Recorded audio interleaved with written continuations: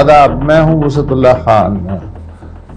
इससे पहले कि आप 8 फरवरी को अगर इलेक्शन होते हैं उसमें अपने वोट का हक इस्तेमाल करें, तो उससे पहले मेरा दिल चाहा करने का, मेरे पास कोई ख़ास काम नहीं था, तो मेरा दिल चाहा कि हम जब भी कोई नया इलेक्शन आता है तो हम उसमें खो जाते हैं और ये नहीं सोचते कि इससे पहले क्या क्या हुआ कि नौबत यहाँ तक आई है। मसलन अगर इसी इलेक्शन को ले लिया जाए जो 8 फरवरी को जिनका ऐलान हुआ है होने का, तो ये 1970 से लेके अब तक 12वें इलेक्शन होंगे।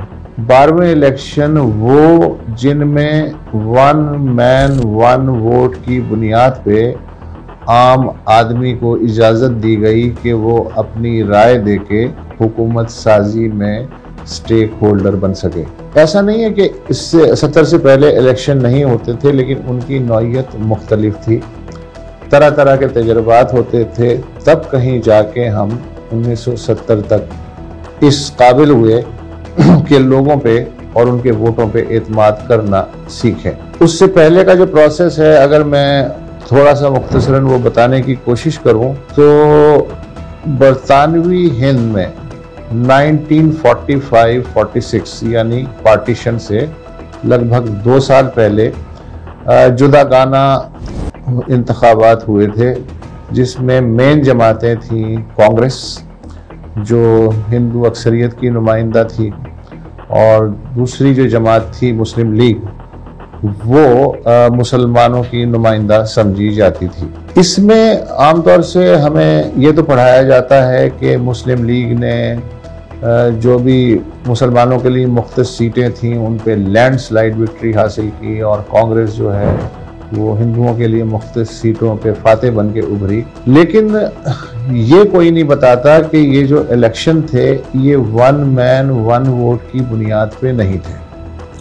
मसलन वोटर के लिए उस ज़माने में शर्त थी कि या तो वो साहिब जायदाद हो, या बुनियादी तौर पे तालीम याफ्ता हो, या किसी भी तरह का हुकूमत को टैक्स अदा करता हो। जाहिर है कि 90% आबादी जो है वो इन तीनों में से किसी क्राइटेरिया पे पूरा नहीं उतरती थी, लिहाजा ये इलेक्शन तो हुए, लेकिन इसमें जो जमहूर थे ब्रिटिश इंडिया के या मुत्तहिदा हिंदुस्तान के कह लें, उन्होंने वोट नहीं दिया, बल्कि उनमें से जो इन तीनों में से कोई एक शराइत पूरी करते थे उनको इस काबिल समझा गया।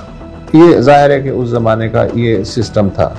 तो उसके नतीजे में जो मरकज़ी असम्बली वजूद में आई 1946 में, उसने कानून साजी की कोशिश की, और जो उबूरी पीरियड था पार्टीशन से पहले का, उस पर काम करने की कोशिश की। फिर जब पार्टीशन हो गया तो यही जो इनडायरेक्ट सूबाई इंतखाबात के बदले में जो मरकज़ी असम्बली बनी थी, उसकी बुनियाद पे पाकिस्तान की पहली विफाकी मजलिस कानून साज वजूद में आई, जिसके 69 मेंबर्स थे, दोनों बाजुओं से, मगरबी पाकिस्तान से भी और मशरक़ी पाकिस्तान से भी। उनके ज़िम्मे ये काम लगाया गया कि जो नई हुकूमत थी या नई ममलिकत थी वो गवर्नमेंट ऑफ इंडिया एक्ट 1935 के तहत चल रही थी, क्योंकि उसका कोई अपना आइन नहीं था। तो ये जो मजलिस कानून साज थी, इसकी बुनियादी जिम्मेदारी ये थी कि वो नई ममलिकत के लिए आइन साजी करे, लेकिन आइन साजी ना हो सकी। हिंदुस्तान में इस पे काम शुरू हो चुका था, लेकिन पाकिस्तान में इस पे काम शुरू नहीं हुआ था, क्योंकि एक ही साल बाद कायद आज़म की रहलत हो गई थी।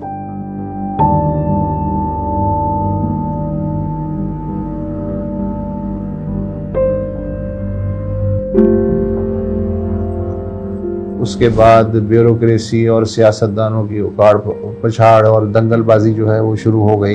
वो आप तारीख की किताबों में पढ़ सकते हैं। बहरहाल ये मजलिस कानून साज जो पहली थी, ये आइन साजी में नाकाम हो गई।